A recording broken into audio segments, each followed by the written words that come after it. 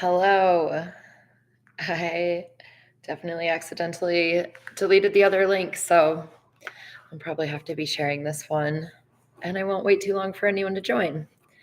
But that's okay because we practice emotion regulation when things don't go the way we want. So welcome. Welcome to this short emotion regulation practice for parents. Today's skill is using the five senses to regulate emotions and assess issues, problems. So this will be good for me because I have to reconnect with the present as I had that technical issue. So let's start by just settling, take a couple breaths.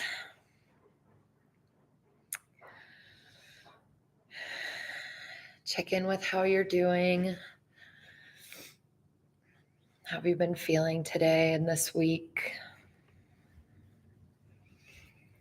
What stressors have been on your plate? What have you been dealing with?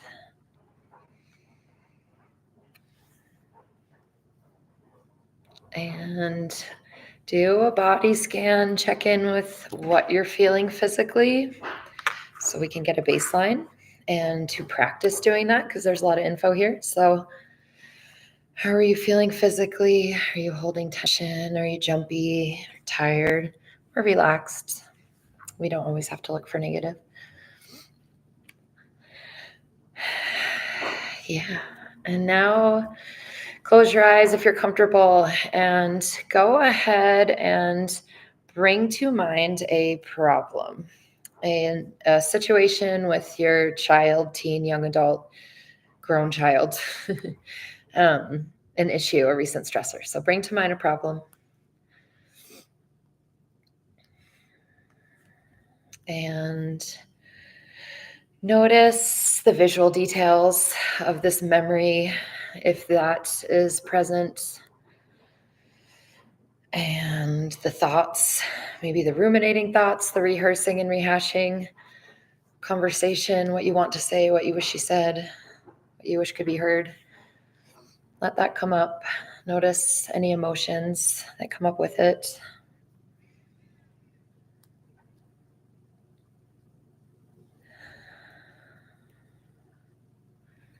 And then do a body scan again and notice where you feel. If you feel any shift in your physiology, if there's any kind of physical response that gets triggered when we think about this, just notice. And if that brings up any other emotions, uncomfortable thoughts.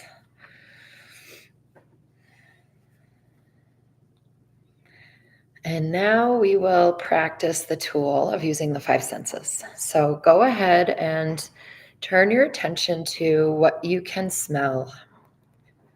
Breathe in deeply through your nose. We're not attaching meaning, we're just noticing what we smell. Usually 3 to 5 breaths is what I do.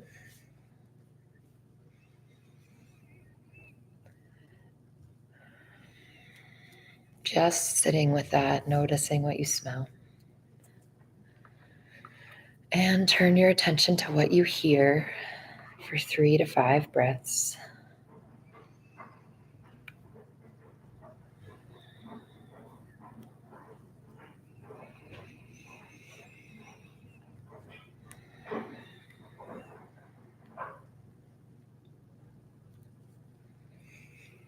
And now shifting to what you taste. A few breaths, just noticing what you can taste, if anything.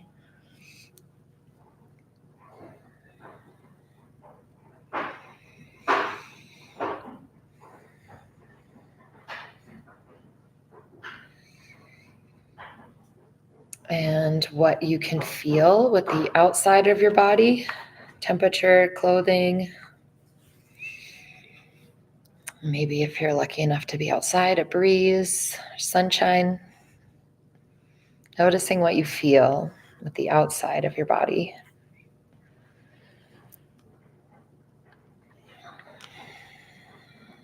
And lastly, opening your eyes if they're not already, and noticing what you see.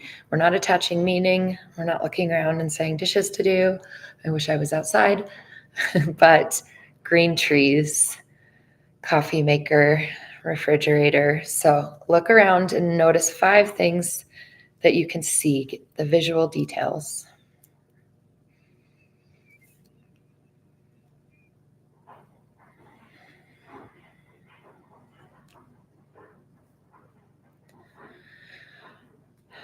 And now go ahead and turn your attention back inwards to what you feel, to your physiology. Did that shift anything? Did that allow for anything that arose when you thought of the problem to calm? Sometimes it does, sometimes it doesn't. So no right or wrong, we're just noticing. Or the feelings or thoughts. Did any of that shift? And maybe not as we bring it back up. But let's go ahead and from this place reassess the problem.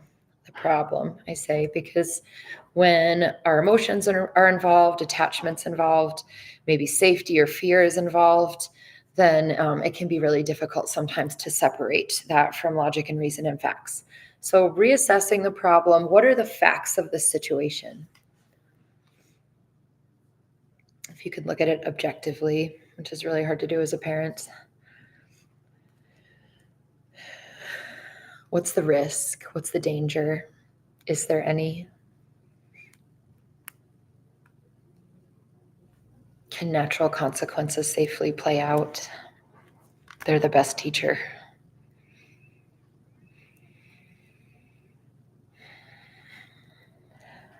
What have you maybe tried to do in the past in this type of situation that didn't work?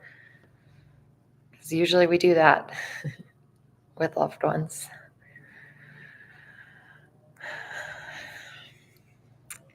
And what is in your control? What are your actual options? We can get really stuck in wanting to control outcomes, prevent, or have certain things happen, and then suffer because we may not be able to. So what are your actual options in this situation?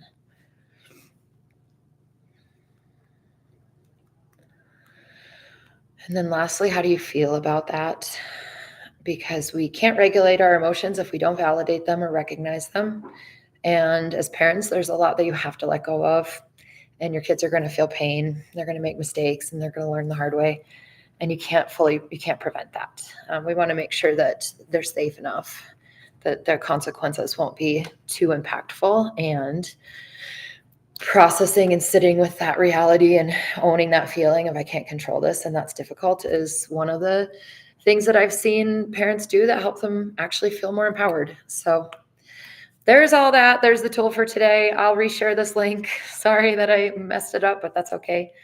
And yeah, I thank you all for listening. Feel free to reach out with any questions. If that practice at the end brought up a lot of feelings, talk to someone about that. There can be a lot when we've seen our kids go through a lot. So yeah, take care. Good luck out there.